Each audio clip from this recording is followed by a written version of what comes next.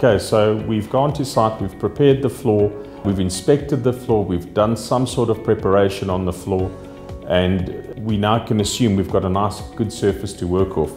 We've done some moisture checks and we're getting readings of say 5%, 4%, 5%, maybe even up to 6%. That's absolutely perfect for our vapor screen, which is the moisture barrier we're going to talk a little bit now today. Concrete is a living, breathing material, which means it's susceptible to water being spilt on it. It'll absorb it into the matrix of itself. It's susceptible to relative humidity. It can absorb moisture from the air. It can absorb moisture from the ground beneath it if there's no damp proofing in place. It's always good to try and understand what sort of moisture, if we're getting high moisture readings, what sort of moisture we're dealing with.